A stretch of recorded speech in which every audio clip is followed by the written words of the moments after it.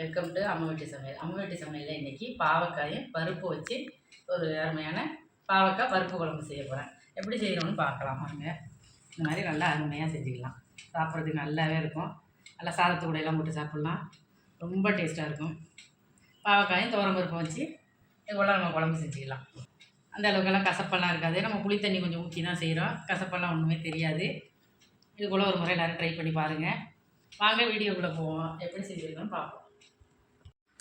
பாவக்காயெல்லாம் நல்லா அலசி சுத்தம் பண்ணி இந்த மாதிரி எடுத்து வச்சுருக்கேன். பாவக்காய் பருப்பு குழம்பு நம்ம எப்படி செய்கிறதுன்னு பார்க்கலாம். இப்போ இதுக்கு தான் ஒரு 1/4 கிலோ பாவக்காயை அலசி சுத்தம் பண்ணி எடுத்து வச்சுருக்கேன். இதுக்கு கொஞ்சமாக தக்காளி, 10 பல் பூண்டு, வெங்காயம், பச்சை மிளகாய் எல்லாம் கட் பண்ணி வச்சுருக்கேன். அடுப்பு ஊற்ற வச்சு அடுப்பில் ஒரு கடாய் வச்சுக்கிறேன்.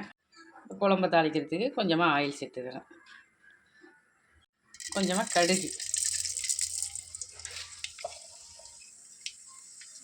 கடுகு நல்லா பொரிஞ்ச பிறகு கொஞ்சமாக அதில் ஜீரகம் சேர்த்துக்கலாம்.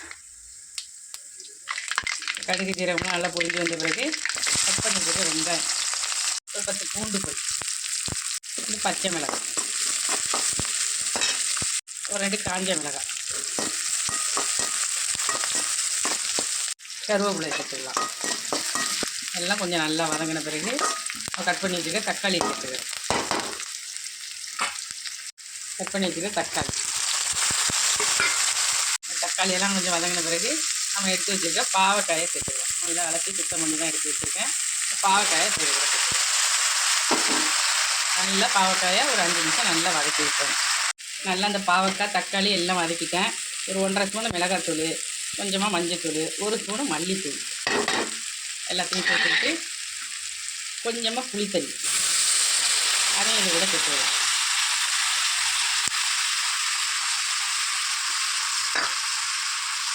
கொஞ்சமாக தண்ணி சேர்த்துக்கலாம். அதில் இந்த அளவுக்கு தண்ணி சேர்த்து நல்லா ஒரு 5 நிமிஷம் இந்த மசாலையோட பச்சை வாசனை போகிற அளவுக்கு நல்லா கலந்து விட்டுக்கலாம். இப்போ இதுக்கு தேவையான உப்பு சேர்த்துக்கிறேன். நல்லாவே கொதிச்சிக்கிட்டு இருக்குது. நல்லாவே ரெடி ஆகிடுச்சு. நல்லா அந்த மசாலையோட பச்சை வாசனம்லாம் வச்சு ஒரு 50 கிராம் துவரம்பருப்பு வேக வச்சு வச்சுருக்கேன். அதை இது கூட சேர்த்து நல்லா கலந்து விட்டுக்கலாம். குழம்பு சாப்பிட்றதுக்கு நல்லா இருக்கும், சூப்பராக இருக்கும். இது போல் ஒரு முறை எல்லோரும் ட்ரை பண்ணுங்கள். நல்லா அருமையாக இருக்கும். கொஞ்சமாக தேங்காய் சோம்பு அரைச்சி வச்சுருக்கேன். அதையும் இது கூட சேர்த்துக்கிறேன். ஒரு 2 நிமிஷம் சிம்மில் போட்டால் போதும். நல்லாவே நமக்கு இந்த குழம்பு ரெடி ஆகிடுச்சு.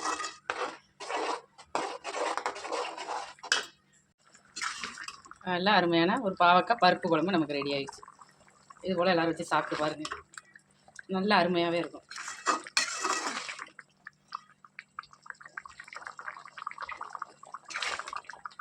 இப்போ இந்த குழம்பு ஒரு பவுலில் மாற்றிக்கிறேன்.